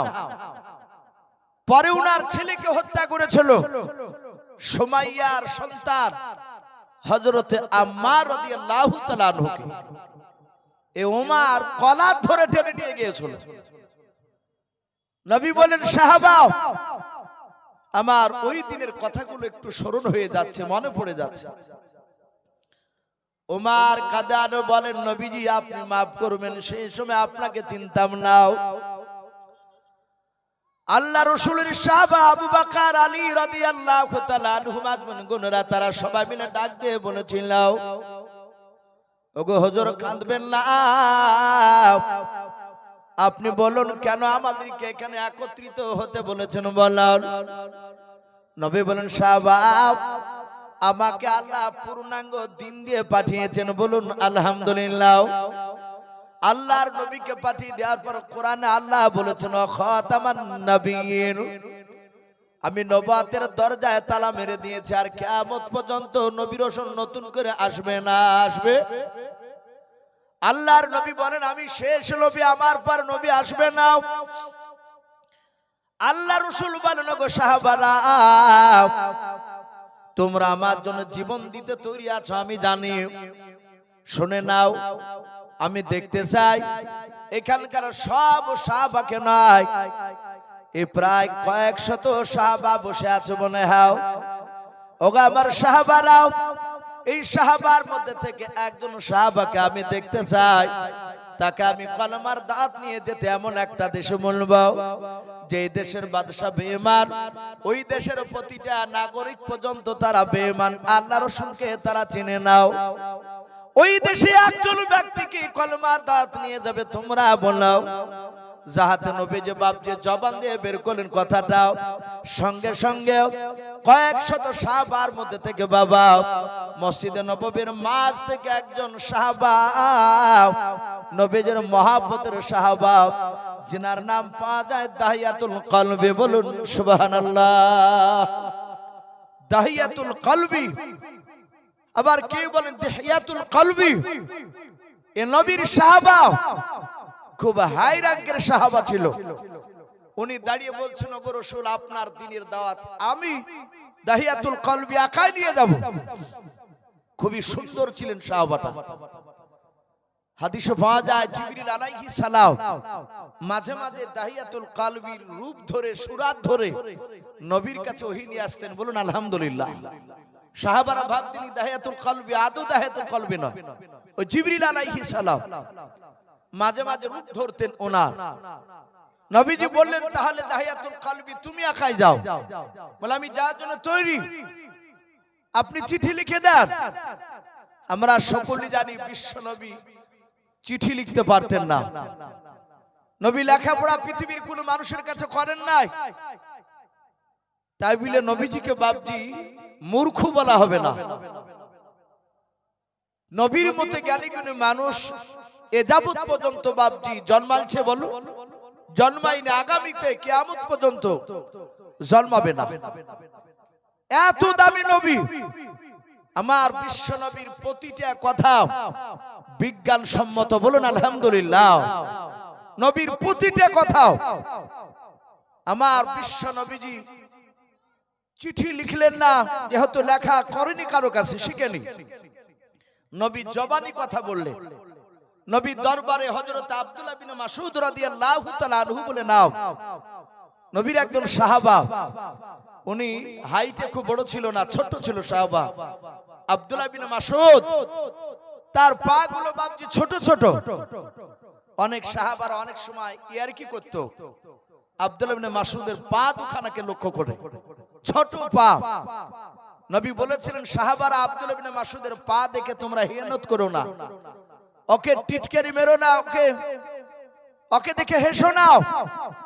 আব্দুল্লাহ ইবনে মাসউদের ছোট ছোট পা হতে পারে, কিন্তু আব্দুল্লাহ ইবনে মাসউদের এক একটা পা উহুদ পাহাড়ের সমান ওজন হবে, বলুন সুবহানাল্লাহ। এত দাম নবীর সাহাবা।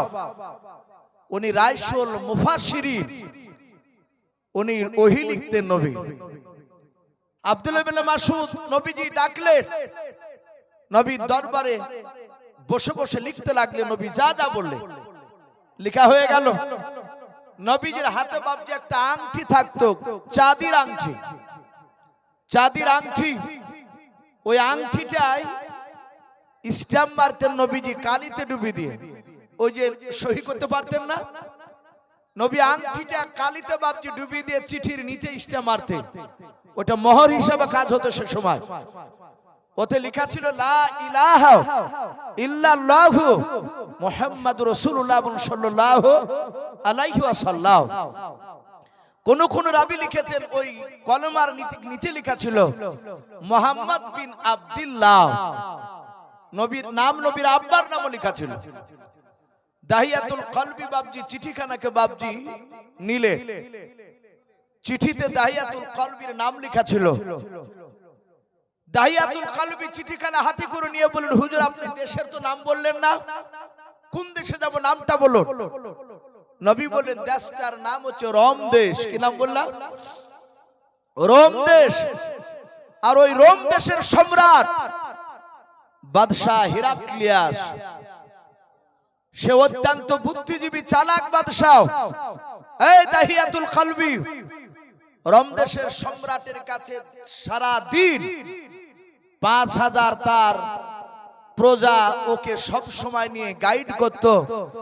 কোন কাজ করলে ওই রোম দেশের সম্রাট এত বুদ্ধিজীবী, ওর প্রতিটা 5000 প্রজা বসে থাকতো, তাদের সঙ্গে মাশওয়ারা করত, আলোচনা করত। কিন্তু শোনো, খুব জ্ঞানী বাদশাহ কিন্তু বেঈমান, আল্লাহ রাসূলকে চিনে না, তার প্রজারা কেউ চিনে না। তার কাছে গিয়ে হিকমতের সহিত কথা আলোচনা করবে, বলুন সুবহানাল্লাহ। কিভাবে কথা বলতে হবে নবী সব বলে দিলেন। দাহিয়াতুল কলবি ঘোড়া চেপে বাবা নবীজির চিঠিখানা হাতে করে নিয়ে রোম দেশের সম্রাট কাছে বাপজি চলে গেলেন। রোম দেশের সম্রাটের বাবা ডান দিকে বাম দিকে চারিদিকে এক নয় 5000 বাপজি তার প্রজারা বসাও। হিরাক্লিয়াসের কাছে দাহিয়াতুল কলবি গিয়ে বলেন, বাদশাহ মদিনা থেকে আল্লাহর নবী জনাবে মুহাম্মদ রাসূলুল্লাহ সাল্লাল্লাহু তাআলা আলাইহি ওয়াসাল্লাম আপনাকে চিঠি লিখে পাঠিয়েছে, আপনি চিঠিটা নিয়ে পড়ুন। দাহিয়াতুল কলবি চিঠি দিয়ে পাশে দাঁড়িয়ে, 5000 প্রজা সবাই শুনছে। দাহিয়াতুল কলবি জোরে জোরে পড়লো, পড়ার পর বলল, এতে কলমার কথা বলেছে, কলমা কি জিনিস ওরা তো জানে না। দাহিয়াতুল কলবি বলেন, কলমা লা ইলাহা ইল্লাল্লাহু মুহাম্মাদুর রাসূলুল্লাহ সাল্লাল্লাহু আলাইহি ওয়াসাল্লাম। যাহাতে কলমা পড়েছে, আর রোম দেশের সম্রাট তার প্রজারাও সবাই বলে মনে করছে কি ব্যাপার, প্রসঙ্গগুলো খাড়া হয়ে যাচ্ছে কেন। দাহিয়াতুল কলবিকে ডাক দিয়ে বলে, বাদশাহ এটা কি হবে পড়ে? দাহিয়াতুল কলবি বলেন, আপনি যদি কলমা পড়ে নেন, বিশ্ব নবী সুন্নাত অনুযায়ী যদি চলে, তাহলে আপনার পূর্বেকার জীবনের গুনাহ মাফ করে দিবেন আল্লাহ। বলে আমার বাপ দাদা ধর্ম কি করতে হবে? বলে আপনার বাপ দাদা ধর্মকে বাতিল করে দিতে হবে, আর করা লাগবে না, এটাই মানতে হবে। সঙ্গে সঙ্গে বাপজি রমদেশের সম্রাটের চোখ দুটো কুখিয়ার মতো লাল হয়ে গেল। 5000 প্রজা চিৎকার করে বলল, ওগো বাদশা নামদারকে জবাই করে দেন, দিনকে হত্যা করে দেন। এত বড় স্পর্ধা, এত বড় কলিজা যে মদিনা থেকে এসে আমাদের বাপ দাদার বিরুদ্ধে কথা বলে। বাপজি আমার সোনা লালেরাও, যাহাতে বাপজি এই কথা বাপজি বলা হলো, রমদেশের সম্রাট, আমি প্রথমে বলেছিলাম নবী তার বুদ্ধির প্রশংসা করেছিলেন। রমদেশের সম্রাট সঙ্গে সঙ্গে বাপজি চিৎকার করে তার প্রজাদেরকে বলে, এই উত্তেজিত হবে না, বসে যাও, আমি বাদশাহ, আমি এর সাথে কিছু কথাবার্তা জিজ্ঞাসাবাদ আছে, আমি কথা জিজ্ঞাসা করব, কেউ যেন আওয়াজ করবে না, আমি বাদশাহ, এর কি করা হবে সে ফয়সালা আমি দিব। আল্লাহর নবী জনাবে মুহাম্মদ রাসূলুল্লাহ সাল্লাল্লাহু তাআলা আলাইহি ওয়াসাল্লামের সাহাবা দাহিয়াতুল কলবি তিনি মনে মনে চিন্তা করেছেন, আল্লাহ আমি মনে হয় আর জিন্দা নবীজিকে আর ফিরে গিয়ে দেখতে পাবো না। 5000 প্রজারা সবাই আমাকে মারার জন্য, সবাই হুকুম করেছে কি জবাই করে দাও। রমদেশের সম্রাট বারণ করলো না, আমি সময় হলে জবাই করে দেব, হত্যা করব। রমদেশের বাদশা ডাক দিয়ে বলল, ভাই তুমি দাহিয়াতুল কলবি? বলে হ্যাঁ। বলে তুমি নবী মুহাম্মদ সাল্লাল্লাহু আলাইহি ওয়াসাল্লামকে চিনো? বলে চিনি, তার আমি সাহাবা। বলে ভাই নবী দাহিয়াতুল কলবিকে নাই, দাহিয়াতুল কলবিকে নবীর ব্যাপারে জিজ্ঞাসা করল ওই রমদেশের সম্রাট। বলে ভাই তোমাদের যে নবী সে এখন কোথায় বাস করে? বলে মদিনায়। বলে ভাই মদিনায় বাস করে? বলে হ্যাঁ। বলে মদিনার কোন গ্রামে কোন পাড়ায় জন্ম নিয়েছে একটু বলো। দাহিয়াতুল কলবি বলে বাদশাহ আমাদের নবী যে আকা কামলিওয়ালা জনাবে মুহাম্মদ রাসূলুল্লাহ সাল্লাল্লাহু তাআলা আলাইহি ওয়াসাল্লাম উনি মদিনার কোন মাটিতে জন্ম নেয় নাই। বলুন আলহামদুলিল্লাহ। ডাক দিয়ে রমদেশের বাদশা বলে কোথায় জন্ম নিয়েছে বলো। দাহিয়াতুল কলবি নবীর সাহাবা আওয়াজ দিয়ে বলেন, বাদশাহ আমাদের যিনি রাহমাতুল লিল আলামিন পয়গম্বর জনাবে মুহাম্মদ রাসূলুল্লাহ সাল্লাল্লাহু তাআলা আলাইহি ওয়াসাল্লাম উনি জন্ম নিয়েছেন মক্কা নগরে কুরাইশ বংশে। বলুন সুবহানাল্লাহ। রমদেশের সম্রাট বলে জন্ম নিয়েছে মক্কায় আর জিন্দা আছে এখন মদিনায়? বলে হ্যাঁ। বলে খেলা এবার জমবে। রমদেশের সম্রাট চিৎকার করে বলে, এই প্রজারাও, পাহাজনা প্রজা এসে এই দাহিয়াতুল কলবির হাত পা দড়ি দিয়ে বেঁধে দাও, ই যেন পালাতে না পারে। আমি আর কয়েকটা কথা জিজ্ঞাসা করার পরে, আমি একটু পরীক্ষা করে দেখার পর তোমাদের সকলের সামনে এই নবীর সাহাবাকে হত্যা করা হবে, জবাই করে দেওয়া হবে। দাহিয়াতুল কলবির হাত পা দড়ি দিয়ে বেঁধে দিল। ওনার দুই চোখের কোনা দিয়ে পানি ঝরছে। আহারে বিশ্ব নবী আর সালাম দিতে পারবো না। রমদেশের সম্রাট বলল, তোমার নবীর চরিত্র কেমন একটু বলো তো। কাকে জিজ্ঞাসা করে? ওই দাহিয়াতুল কলবিকে। বলে তোমার নবীর চরিত্র কেমন একটু বলো। দাহিয়াতুল কলবি কাঁদেন আর বলেন, নবীর চরিত্র সবই ভালো। বলুন আলহামদুলিল্লাহ। তো একটা শোনাও। দাহিয়াতুল কলবি 3টা ঘটনা শোনাচ্ছিলেন, তার মধ্যে একটা ঘটনা বলি। দাহিয়াতুল কলবি ডাক দিয়ে বলল, ওগো বাদশাহ সম্রাট, আমার বিশ্ব নবীর সাহাবার সামনে মসজিদে নববীর ভিতরে, ওগো শুধু তাই নয়, ওই একজন ইহুদির সন্তান সোজা দৌড়ে গিয়ে মসজিদে মেহরাবে পেশাব করে দিয়েছিল। সাহাবা ওমর তাকে জবাই করার জন্য রেডি। নবী বলেন, এই সাহাবা উত্তেজিত হয়ে নাও, বসে যাও। ইহুদি বাবা পেছাব করেছে, তার এখন বাধা দিলে ওর পেছাবের গন্ডগোল হবে, শরীরে অসুখ জন্মাবে। ওর পেছাবের গতি আটকায়ও না, ওকে পেছাব ক্লিয়ার করতে দাও। রমদেশের লোক সবাই তাকে থেকে শুনছে, পেছাব করে চলে যাচ্ছে। সাহাবারা তাকাচ্ছে, নবী বারণ করেছে আর কিছু বলা যাবে না। নবী সাহাবাদের দিকে তাকালেন, সাহাবারা কিছু যেন বলতে চাইছে, যে এত বড় অন্যায় করে চলে যাচ্ছে, কিছু বললো না। আল্লাহ রাসূল বলেন, এই যুবক ইহুদি শোনো। বাবা কাছে আসলো, বলে, বাবা তুমি জানো না এটা ধর্মস্থান, এটা পবিত্র জায়গা? বলে, অবশ্যই জানো, আমি খুব ভালো করে জানি। তাহলে পবিত্র স্থানে তুমি কেন পেছাব করলে? বলে, এটা আমার মনের ইচ্ছা ছিল, এটা আশা ছিল, তা আমি পেছাব করে দিয়েছি। আল্লাহর নবীজি বাচ্চা ছেলেটা নাই, ওই যুবক ছেলেটার হাত ওখানে ধরে ডাক দিয়ে বলে, ওরে বাবা তোমরা গির্জায় নামাজ ইবাদত করো? বলে, হ্যাঁ। বাবা শুনে নাও, গির্জাতে যদি তোমাদের কোনো মানুষ এসে যদি পেছাব করে দেয়, তাহলে তোমরা কি আনন্দ পাবে? বলে, নাও, আমি তাকে মেরে দিব, আমার রাগ হয়ে যাবে।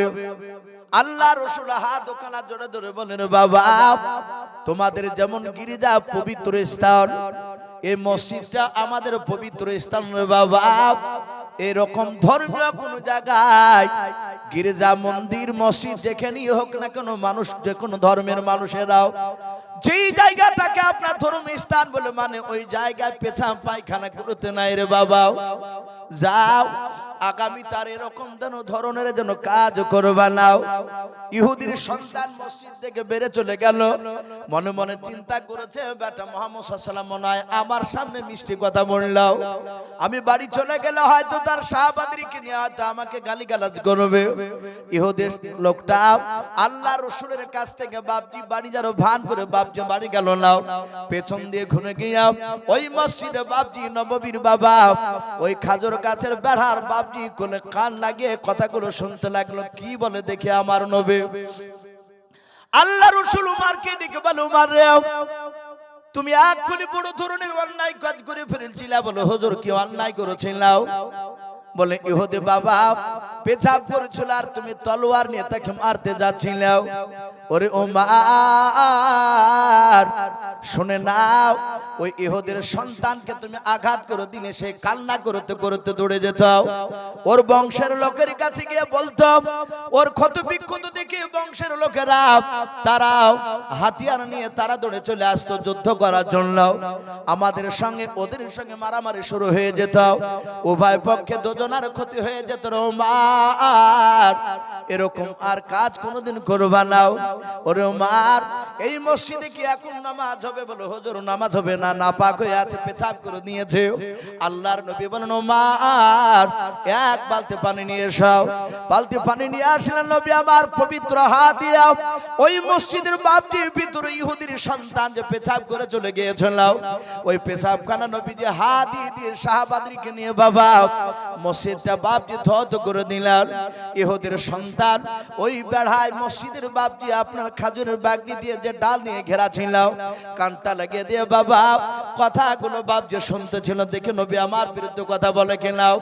আল্লাহ রাসূল ডাক দিয়ে বলে, উমর এই মসজিদে কি এখন নামাজ হবে? বলে, হুজুর নামাজ এখন বিলকুল হবে। বলে, কেন হবে? বলে, এখন পাক হয়ে গেল পানি দিয়াও। নবী বলেন, ওমর রে ক বালতি পানি লাগলো পাক করতে পেছাবটাকে বললাও? সাহাবারা বলেন, হুজুর এক বালতি পানি তো হয়ে গেল। আল্লাহর নবী বলেন, ওরে আমার সাহাবারা যেই ঝামেলাটা এক বালতিতে মিটে যায়, কেন তোমরা মারামারি করতে যাচ্ছিলে, ভুল কাজ করতে যাচ্ছিলে? এরকম কাজ কোন সাহাবা যেন আগামীতেও যেন করবা নাও। যাহাতে বাপজি কথা বললাম, ইহুদির সন্তান মসজিদে বাবজি নববীর পেছনে দাঁড়িয়ে বাবা আর থাকতে পারলো না। ধরদির বাদ বাবজি আপনার ভেঙে ফেললো, হাও মা করে তিনি কাঁদতে লাগলো। নবী বলেন সাহাবারাও মসজিদের বাইরে কে কাঁদে একটু বলাও।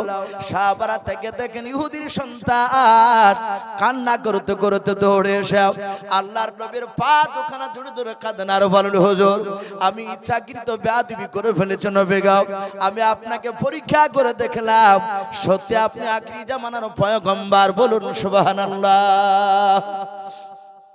বাবজি আমার বিশ্ব নবী রহমতের নবী এই চরিত্রের ব্যাপারে দাহিয়াতুল কালবি তিনটে ঘটনা শোনালো। রমদেশের সম্রাট বলে এই দাহিয়াতুল কালবি আর ঘটনা বলা লাগবে না, ডাক দিয়ে বলল এই আমার প্রজারা সবাই মাত্র 10 জন প্রজা তোমরা দৌড়ে যাও। বলে কোথায়? বলে রমদেশের সম্রাট আমি হুকুম দিয়েছি যাও। রমদেশের বাজারে গিয়ে শহরে গিয়ে দেখো গা মক্কা থেকে কোনো মানুষ এই রমদেশে ব্যবসা করতে এসেছে কিনা। বলে হুজুর কেন? বলে ওদের নবীর জন্মস্থান বলেছে মক্কা নগরে, আর আছে এখন মদিনায়। মক্কা নগরে যদি কোনো মানুষ রমদেশে দেখতে পাও তাহলে ডাকবা, আমি তাদেরকে নবীর ব্যাপারে জিজ্ঞাসা করব। কত বড় চালাক দেখো।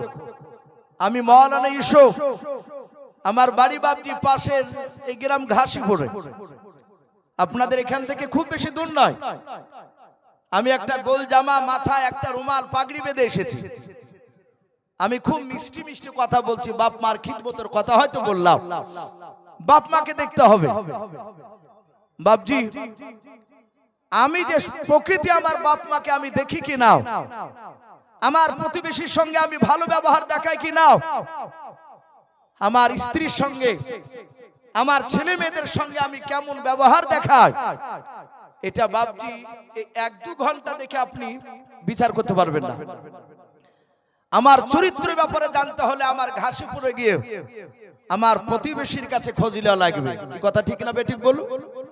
ওখানে আপনি সঠিক খবরটা পেয়ে যাবেন। দাহিয়াতুল কালবির কথা শুনে রমদেশের সম্রাট সে মনে মনে ভাবলো আমি ওই মক্কার লোককে জিজ্ঞাসা করব, ওর মুখ থেকে শুনবো যে দাহিয়াতুল কালবির কথা আর ওই মক্কার বাসিন্দার কথা আমি মিলাবো, এক হয় কিনা। তো ভাই আমি বলছিলাম যাহাতে বাবজি এই কথাটা জানার জন্য বাবজি রমদেশের সম্রাট তার 10টা সৈন্যকে পাঠিয়েছে। রমদেশের বাজারে গিয়ে প্রচার করছে কেউ আছে মক্কা নগরের লোক। হাদিসে সঙ্গে সঙ্গে বাবা ডাক দিয়ে বলেছিল কেউ আছো? হঠাৎ করে আবু সুফিয়ান হাত উঁচু করে বলেছিল, মক্কার বড় নেতা আবু সুফিয়ান। পরবর্তীকালে তিনি ঈমান এনেছিলেন, কিন্তু সেই দিন ঈমান আনেনি, তখন সে বেঈমান ছিল। ডাক দিয়ে বলে এই বাদশার লোক, এই আমি আবু সুফিয়ান, আমি একটা নেতা, আমার বাড়ি মক্কা নগরে, আমি একাই আসিনি, আমি 10টা লোক নিয়ে এসেছি এখানে ব্যবসা করতে রমদেশে। বলে এক্ষুনি ডাকলো বাদশা, চলে গেল। আবু সুফিয়ান দৌড়ে গিয়ে দেখে ওই রাজ দরবারে দাহিয়াতুল কালবির হাত পা এভাবে দড়ি দিয়ে বাঁধা।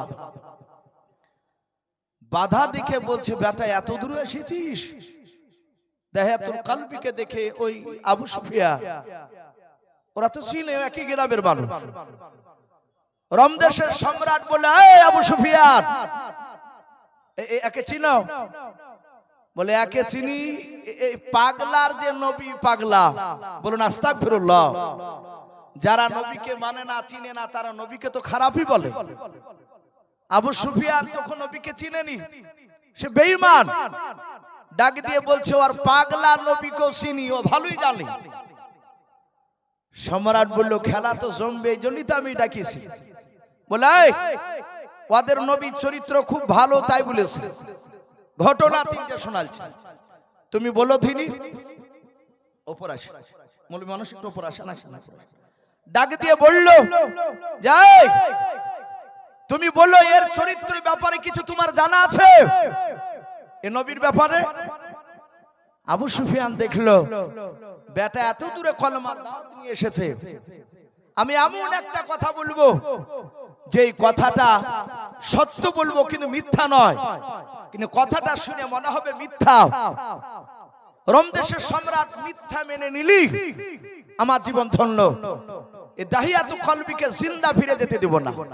কিন্তু আবু সুফিয়ান জানে এই বাদশা চরম চালাক, এর কাছে মিথ্যা কথা বললে ধরা পড়ে যায়, আর ধরা পড়লি ওর শাস্তি হচ্ছে মৃত্যুদণ্ড। রোমদেশের সম্রাট তাকে মৃত্যু দিয়ে দিবে। তা আবু সুফিয়ানের ভিতরে ভয় আছে যে মিথ্যা বলা যাবে না, যা বলেছি মক্কাতে কেন বলা যাবে না। তো বললে বাদশা নামদার ওদের নবী কেমন ভালো জানেন, কত বড় মিথ্যাবাদী দেখুন। বলে কি বলো? বলে এক রাতে নাকি ওই আল্লাহর ফেরেশতা বুরাক নিয়ে এসেছিল জিবরিল, আয়েশা উম্মে হানির বাড়ি থেকে নবীকে তুলে নিয়ে গেল মসজিদে হারাম থেকে ওই বাইতুল মুকাদ্দাস, যেখানে উঠে 14 দিন 14 রাত সময় লাগে পৌঁছাতে। ওই বাইতুল মুকাদ্দাসে গিয়ে নাকি একটা দরজার গুড়িতে ওই বুরাকটা বেঁধে রাখলো। 70 পাক আসমান পাড়ি দিয়ে আল্লাহর সাথে দিদার করে তারপরে 5 ওয়াক্ত নামাজ নিয়ে এসেছে। ওই রাতে আবার মসজিদে বাইতুল মুকাদ্দাস থেকে আবার হারামে চলে আসলেন, ওখান থেকে আবার উম্মে হানির বাড়িতে জিবরিল লিখে আসলেন।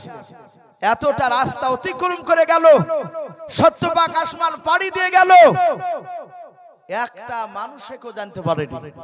হে বাদশা, এটা কি বিশ্বাস করেন আপনি যে মসজিদে হারাম থেকে বাইতুল মুকাদ্দাস অনেকটা দূরত্ব, এক রাতে ঘোড়ায় চেপে যাওয়া সম্ভব নয়, আর সে বুরাকে চেপে গিয়েছে। বুরাক টুরাক সব চিনি না, আমরা মানি না, আল্লাহর ফেরেশতাকে আমরা মানি না, আমরা যারা বুদ্ধিজীবী মক্কার নেতা তারা কেউ মানিনি। আর ওই দাহিয়াতুল মতন পাগলা ওর নবীর পাগলার কথা শুনে বিশ্বাস করে নিয়েছে। আবু সুফিয়ান বলল, আপনি জিজ্ঞাসা করুন আমি মিথ্যা বলেছি কি? বাদশাহ রোমদেশের সম্রাট বলে মিথ্যা বলেনি তো? বলে না, চুল পরিমাণ মিথ্যা বলে নাই। বলুন আলহামদুলিল্লাহ। নবী যা বলেছেন তাই আবু সুফিয়ান এসে বলেছে। আবু সুফিয়ান হাত তালি মেরে হাসছে, বলছে বাদশাহ আমিও মক্কার একটা গোত্রের বড় নেতা, আমাকে সম্মান দেয়, দেখেন তো হযরত আমার লোক, আমি মিথ্যা কথা বলিনি। সম্রাট হিরাক্লিয়াস বাবা রেগে গেল, বলল এখনই জল্লাদ তুমি একে জবাই করে দাও, যাহাতে দাহিয়াতুল কলবিকে বাবজি ধরে জবাই করতে যাবে রে বাবা। আবু সুফিয়ান হাত তালি মারছিল, উচিত শিক্ষা পাচ্ছে, বিচার চাঙ্গা পেয়েছে। হঠাৎ করে বাবজি 5000 লোকের মধ্যে থেকে বাবা এক বৃদ্ধ মানুষ, তার কেতাবে প্রায় 100 বাবা 30 বছর পার হয়ে গিয়েছিল, কোন কোন মুফাসসিরিন কেরাম লিখেন 15 বছর বাবজি পার হয়েছিল। ওই বৃদ্ধ মানুষটা বাবা রোমদেশের সম্রাটের পেছনে বাবজি অনেকটা দূরে বসেছিল।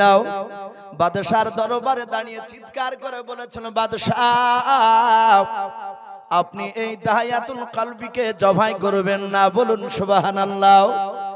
রোমদেশের সম্রাট এইভাবে চেয়ারটাকে নিয়ে বাবা ঘুরে বাবজি পেছন দিকে তাকালো, ডাক দিয়ে বলে বাবা তুমি কেন এই ব্যক্তিকে, নবীর ব্যক্তিকে কেন জবাই করতে বারণ করলে? বলে বাদশা নামদার আবু সুফিয়ান যে মেরাজের ঘটনা আলোচনা করলো। বলে হাও ওগো বাদশা নামদার, ওই যে নবী যে কথাটা বলেছে আপনি বলেছেন মিথ্যা, আবু সুফিয়ান বলেছে মিথ্যাও, ওরা কেউ মানে নাই, কিন্তু আমি আপনার প্রজা হয়ে আপনার দরবারে বারহাক আমি বিশ্বাস করে নিলাম। বলুন সুবহানাল্লাহ। ওই মেরাজের ঘটনা সত্য বলে কি করে মানলাম? ডাক দিয়ে বলেছিল বাদশাহ আপনার এখানে আসার 1 না 2 না 30 বছর আগে আমার বাড়ি ছিল বাইতুল মুকাদ্দাসে। ওগো বাদশা নামদার, আমার বুদ্ধি আমার মেধার নাম শুনেও আপনি টাকা দিয়ে বাইতুল মুকাদ্দাস থেকে আপনি আমাকে কিনে নিয়ে এসেছেন। বলে হ্যাঁ এটা সত্য। ওগো বাদশাহ আপনার দেশে আসার আগে ও বাদশা নামদার আমি বাইতুল মুকাদ্দাসের দেখাশোনার দায়িত্ব ছিলাম। বলুন সুবহানাল্লাহ। ওগো বাদশা নামদার হিরাক্লিয়াস আপনার দরবারে আবু সুফিয়ান বলেছে শুনে না, যেদিন এসেছিল নবীজি মক্কা থেকে ওই বাইতুল মুকাদ্দাসে বোরাকে যাবে, ওটা আরবিতে মাস ছিল রজব মাস, তারিখ ছিল 27 রজনী। ও বাদশা নামদার, সবাই মিলে ইবাদত করে বাইতুল মুকাদ্দাসে লোকেরা বাড়ি চলে যেত। আমি শেষের বেলায় সব দরজাগুলো বন্ধ করে বাড়ি চলে যেতাম, আবার সকাল বেলায় সবার আগে এসে দরজা খুলে দিতাম। ও বাদশা নামদার, ওই রজব মাসের 27 তারিখে সবাই মিলে চলে গেল, আমি শেষের বেলা দরজা বন্ধ করতে লাগলাম। দরজা বন্ধ করতে করতে বাদশাহ ওই মসজিদে বাইতুল মুকাদ্দাসের মাঝখার দরজা লাগাতে পারলাম না। ওগো বাদশা নামদার, ওই রাত্রি বেলায় ওই মসজিদের আশপাশের কিছু যুবক ছেলেকে ডেকে নিয়ে আসলাম। তারা শুধু ধাক্কা মেরে তারা পারলো না, চুল পরিমাণ নড়াতে পারলো না।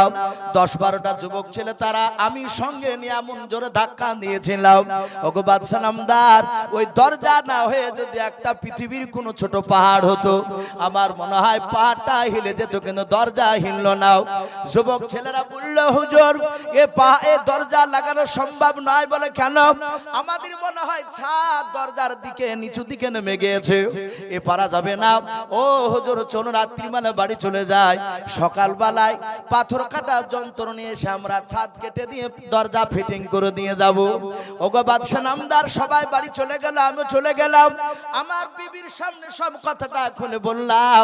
ও বিবি, প্রতিদিন দরজা লাগে, হঠাৎ করে দরজা কেন লাগলো না? মাঝখানে দরজা কিছু নাই, ছাদ যেমন কার তেমনি দেখলাম, কিন্তু 10-12টা যুবককে ডেকে নিয়ে এসে দরজা লাগাতে পারলাম না।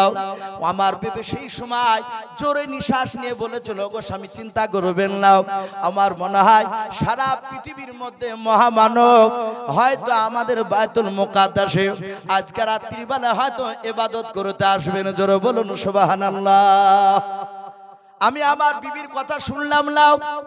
ও বাদশা নামদার, সকালবেলা আমি প্রতিদিনকার না সেদিনও দরজা খুলতে চলে গেলাম। দরজা খুলতে যাওয়ার পর দেখলাম ওই দরজার গোড়াতে একটা ছিদ্র করা পাথর পড়ে আছে। ওগো বাদশা নামদার, রাত্রি বেলায় পাথর ছিল না, সকাল বেলায় ভালো করে দেখলাম ওখানে একটা বড় পাথর বাঁধা আছে, পাথরটা পড়ে আছে ছিদ্র করা। আমি দরজার গোড়াতে পাথরের আশপাশে তাকে দেখলাম, মনে হয় যে কোন একটা জানোয়ারের পায়ের ছাপ লেগে আছে। বলুন আলহামদুলিল্লাহ। কিন্তু কোন জানোয়ারের ছাপ আমি জানি না, যেহেতু বোরাক তো দেখে নাই। ডাক দিয়ে বলল, বাদশাহ ওই যে আবু সুফিয়ান বলেছে নবী নাকি বোরাকটা দরজার গোড়াতে বেঁধে দিয়েছিল। আমার মনে হয় ওই পাথরটাতে ওই রাত্রি বেলায় নবী যে বোরাকটাকে বেঁধে রেখে আল্লাহর কাছে দেখা করতে গিয়েছিলেন। সঙ্গে সঙ্গে বাবা হিরাক্লিয়াস বলল, এ দাহিয়াতুল কলবিকার মারবানা। বলুন সুবহানাল্লাহ। আবু সুফিয়ান দেখলো, বললাম একা ধরে নিল। আরে সাতাহাতে কিতাবে লিখেছে বাপজি তার বাদশাহ তার দলবল সবাই ইসলাম গ্রহণ করেছিল। বলুন আলহামদুলিল্লাহ। ভাই, সেই নবীর সাহাবা, তারা নবীকে এত ভালোবাসতেন, নবীর দ্বীন প্রচার করতে গিয়ে তারা মৃত্যুর ভয় করতেন না। বলুন আলহামদুলিল্লাহ। ভাই, আমি ছেড়ে দিব আপনাদের কাছে, বেশি নাই বাপজি, মাত্র 5 মিনিট। ভাই উঠবেন না ভাই, ইনশাআল্লাহ আমার পরে আরো বক্তা রয়েছে। বাপজি 5 মিনিট। কোন আল্লাহর যদি বান্দা বাপজি, এখানে তো অনেকে আছে, আমাকে চাপ করেনি, কারণ ভাই আমাকে টাইমটা হয়তো একটু রাত্রি দিত। আমি এই মাদ্রাসার শিক্ষককে বলেছিলাম, ভাই আমি আগামীকাল আল্লাহ যদি বেঁচে রাখে বাপজি শিলিগুড়ি যাব, 2 দিন জালসা আছে। তো বললাম ভাই আমাকে যদি মাগরিব পর দেন তাহলে যাব। তো বলে হুজুর অসুবিধা নেই, চাপ দিব না, আপনি ঘন্টাখানিক ওয়াজ করে চলে আসুন। তো যাই হোক, মুফতি সাহেব একটু ইশারা করলেন, ভাই একটু আল্লাহর রসুলের ঘরের জন্য একটু কিছু 5 মিনিট মতো একটু সাহেবেন দিয়ে আজান হবে, এখানে নামাজ হবে, তারপর আবার ধারাবাহিকভাবে বক্তা আসবে। তাই বাপজি এখানে আপনারা অনেকে আছেন, বাপজি 5,000 করে টাকা, জি বেশি নয়, মাত্র বাপজি 2টো মানুষ একটু হাত উঁচু করে বাপজি একটু বলতে পারবে, আল্লাহ যদি বেঁচে রাখে আগামীকাল, আজ তো দোয়া করবই। আমাকে ওখানে বলছে যে হুজুর আপনি এসে দেখতে পাবেন এখানে জালসা শ্রোতা কত হবে, প্রায় 1015-এর উপরে শ্রোতা হবে ইনশাআল্লাহ। খাস করে আমি ওখানে দোয়া করব। বাপজি আছেন, একটা নয় 2টো মানুষ 5,000 করে আল্লাহর দিলকে বাপজি টিকে রাখার জন্য, নবীর সুন্নাতকে বাপজি আপনার টিকে রাখার জন্য আমি 10,000, 20,000, 15,000 চাইনি বাপ, মাত্র 5,000 করে টাকা দুজন। জি একটু আসি, আল্লাহর কোন বান্দা ভাই একটু ঝটঝট করে একটু বলি, ইনশাআল্লাহ খাস করে দোয়া করা হবে। কাছে না থাকলে একটু ওয়াদা করবে যে আমি 5,000 টাকা আমি সারা বছরও দিব ইনশাআল্লাহ। একটু আসি, মাশাআল্লাহ, এখানে আসেন তো ভাই, এইদিকে মাশাআল্লাহ। এই হাজী সাহেব উনি না, মনিরউদ্দিন হাজী সাহেব বলেন নারে তাকবীর। ভাই তেলবা না দেন, আল্লাহু আকবার একটু বলবেন না, আল্লাহু আকবার, লজ্জা করবেন না, বললে আল্লাহ এত খুশি হয়। আসমান জমিনের বাপজি ফাঁকা জায়গা নেকিতে ভরপুর করে দেয়। যে বলবে আল্লাহু আকবার তার জীবনের গুনাহ আল্লাহ মাফ করে দেয়। বলুন সুবহানাল্লাহ, বলেন নারে তাকবীর। হাজী মনিরউদ্দিন সাহেব উনি 5,000 টাকার দাতা, বলুন মারহাবা। আল্লাহ তার 5,000 টাকার দানকে আল্লাহ কবুল করুন, তার হজকে আল্লাহ কবুল করুন, তার আত্মীয় স্বজন কবর আযাবকে আল্লাহ মাফ করুন। বলুন আল্লাহুম্মা আমিন, বলেন নারে তাকবীর। যাক ভাই দেখেন আরেকজন বেনামিত ভাই আমার, উনি নগদ 2,000 টাকার দাতা, বলুন মারহাবা, নারে তাকবীর। এই বেনামিতে দেখো বান্দা কোথায় যে ছিলাও, আল্লাহ নবীর নাম শুনে দেখো 2,000 টাকা দিলাও। 2,000 টাকা বলে মলে করিও না হেলাও, নেকের খাতায় মলা লিখিও গো মেলাও। যা সাথে যে নিয়াতে করিয়াছে দান, দানকে কবুল করো তুমি সুবহানাল্লাহুম্মা আমিন, নারে তাকবীর। ভাই আর একটা হবে না ভাই, হাজী সাহেবের জোড়া। জি আর একটা আমি দুটো মানুষকে দেখতে চেয়েছি ভাই, 5,000 করে বাপ একটু আসি। যার বাপজি প্রথমে বাপজি যারা দিচ্ছে একদম জালসার শেষ পর্যন্ত যত মানুষ বাপজি দান করবে তার সাথে হাতে বাপজি আপনারও নাকি পেতে থাকবেন, বলুন ইনশাআল্লাহ। আসি ভাই, মাশাআল্লাহ। হারুন সাহেব উনিও বলছেন আমি 1,000 টাকার দাতা, বলুন মারহাবা। আল্লাহ তার 1,000 টাকার দানকে আল্লাহ কবুল করুন। ওগো আল্লাহ তুমি তার আত্মীয় স্বজন কবর আযাবকে মাফ করে দাও, বলুন আল্লাহুম্মা আমিন। ভাই দেখেন জালালউদ্দিন শেখ উনিও বলছেন 1,000 টাকার দাতা, বলুন মারহাবা। আল্লাহ তার 1,000 টাকা দানকে কবুল করুন, বলুন আল্লাহুম্মা আমিন। ওগো মাওলা যারা দান করছে যারা করতে পারে নাই, তুমি আমাদের সকলকে বাপজি ভাই মা বোনদেরকে সকলকে মৃত্যুর আগের অসুরের চেহারা না দেখে আমাদের মওত দিও না, বলুন আল্লাহুম্মা আমিন। ভাই একটু আসুন, মনিরুল ইসলাম হাজিরপাড়া বাড়ি নগর 500 টাকার দাতা, বলুন মারহাবা। আল্লাহ তার 500 টাকা দানকে আল্লাহ কবুল করুন, বলুন আল্লাহুম্মা আমিন। ভাই আমি আপনাদের কাছে 5 মিনিট মতো একটু দেখতে চেয়েছিলাম ভাই, আর একটা কেউ জোড়া হবে না ভাই? 5,000 টাকা। এখানে কোন কমিটির লোক, এখানে অনেকে আছে বাপজি বাহির থেকে অনেক বাপজি ভাই এসেছে। জি একটু আসি, আর একটা মানুষ 5,000 টাকা। জি আসো একটু খাস করে বাপজি দোয়া করে দিয়ে চলে যাব, তারপরে বাপজি ইনশাআল্লাহ আমার পরে বক্তা আসবে। হাসানপুরে হারুন রশিদ 500 টাকার দাতা, বলুন মারহাবা।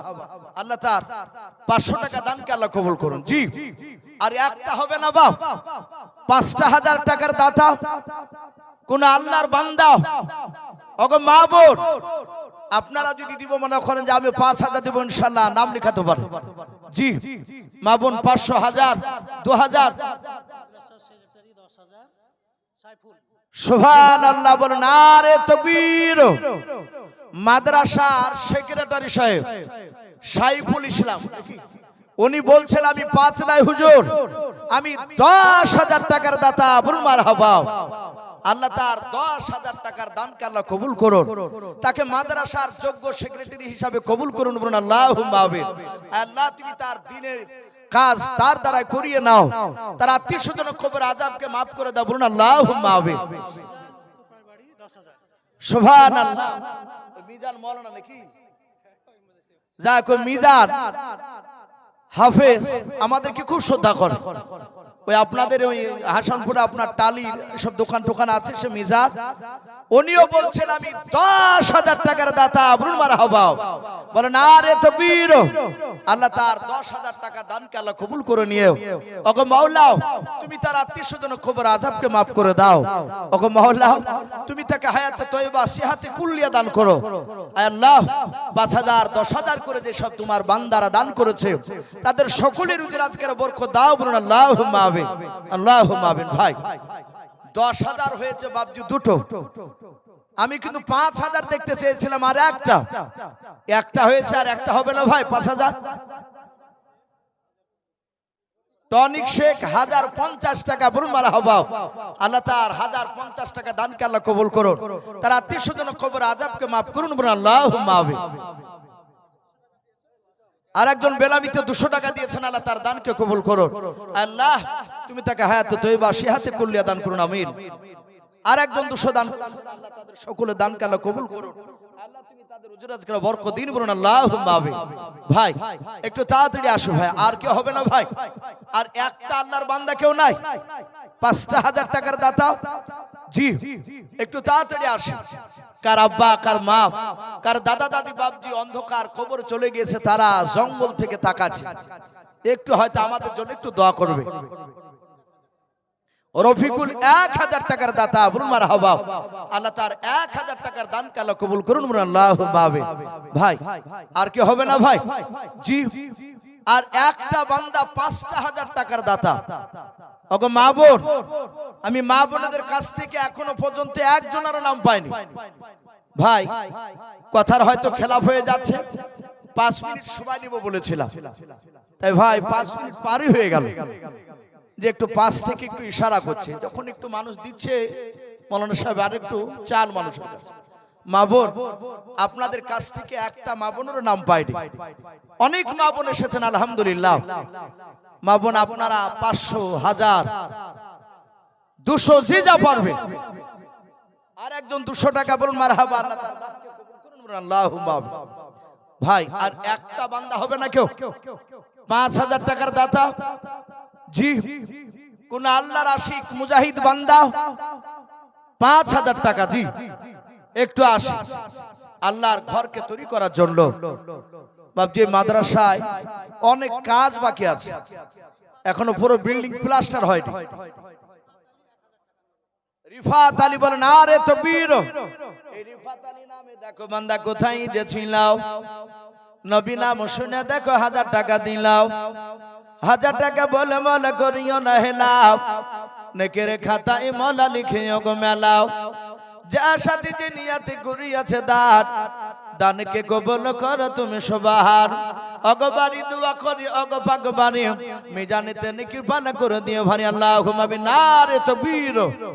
ভাই আসি ভাই। এ সোনারুদ্দিন নামে দেখো ভাই আমার কোথায় যে ছিল, শেষের বেলা এসে দেখো 500 টাকা দিলাম। যে আশাতে যে নিয়াতে 500 টাকা করিয়াছে দান, দানকে কবুল করো তুমি সবার। অগবারি দোয়া করি অগ পাকরা বানাও, জান্নাতে খেলায়ও তুমি আঙ্গুর বেদানা। আল্লাহুম্মা আমিন। ভাই যাই হোক, আমি আর লম্বা চড়া করবো না ভাই। আমি প্রথমেই বলেছি আমাকে আদায়ের চাপ দেয়নি, আদায় আমার পরে আসবেন বক্তা, আমার ভাই জানিস আদায় করবে। বাবজি বেশ কিছু কথা আপনাদের কাছে আমি আলোচনা করেছি ভাই। রসুলের কথা বলতে গিয়ে হয়তো যদি আবেগে বাবজি কোনো আঘাতজনক কথা যদি বেরিয়ে যায়, ছেলে হিসাবে আপনাদের কাছে ক্ষমা চাই। আমি আপনাদেরকে দোয়া করব, আপনারা আমার জন্য দোয়া করবে।